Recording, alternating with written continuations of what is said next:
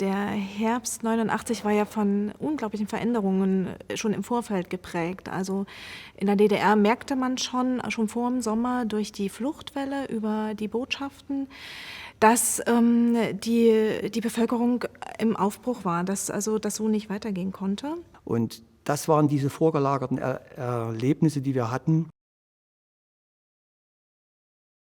Wir hatten alle erwartet, dass wir in einen Dialog treten und das fand eben nicht statt. Deswegen die unterschiedliche Sichtweise. In Dresden ist es eskaliert.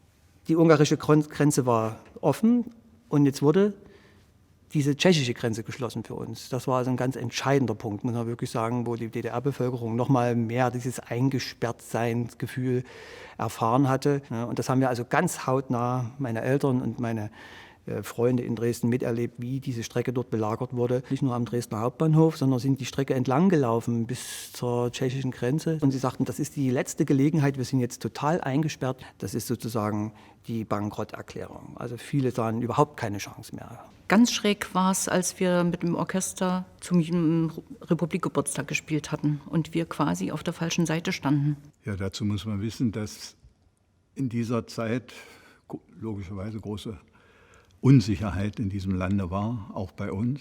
Und das Berliner Symphonieorchester, wie wir damals hießen, wurde zum Bespielen dieser Veranstaltung verpflichtet. Und das war natürlich eine ganz ziemlich heiße Angelegenheit. Draußen war die tobende Menge, die skandierten, wir sind das Volk und Gorbi, Gorbi. Und wir guckten von drinnen nach draußen und fühlten uns da irgendwie ein bisschen eigenartig.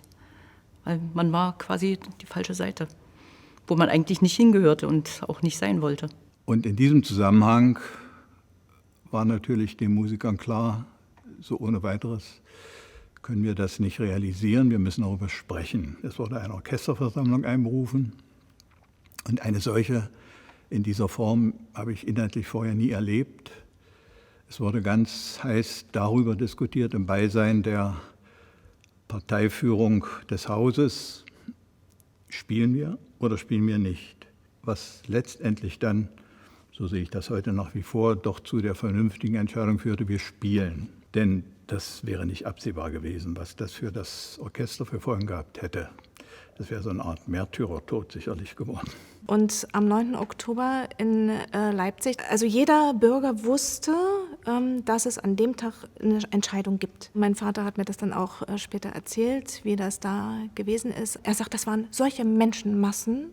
Also offiziell wird jetzt gesagt, es waren 70.000, die da wirklich hingegangen sind, nur eigentlich mit ihrem Leben, was sie hatten. Also weder in Plakat noch irgendwas anderes. Die sind einfach nur hingegangen und wussten nicht, ob sie am Abend wieder nach Hause kommen. Gleichzeitig wurde beschlossen, wir machen anschließend ein Konzert gegen Gewalt, nämlich die Gewalt, die ja vorher ausgeübt wurde schon.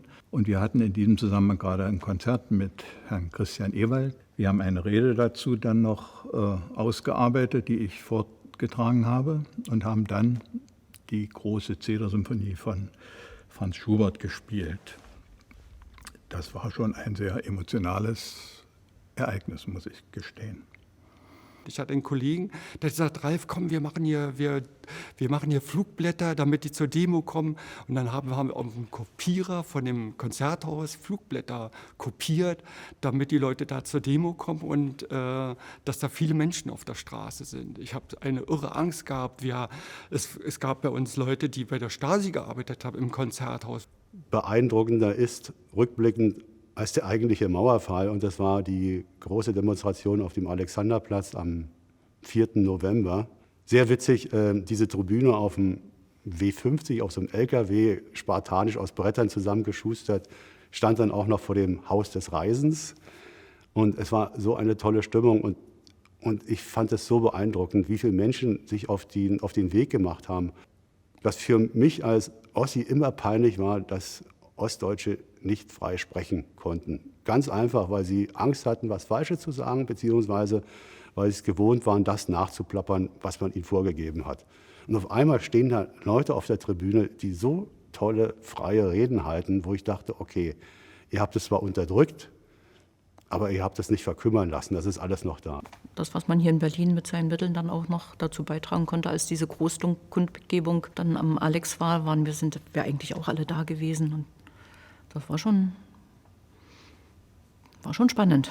Also ich kann mir das anstecken, dass ich zum Untergang der DDR gespielt habe.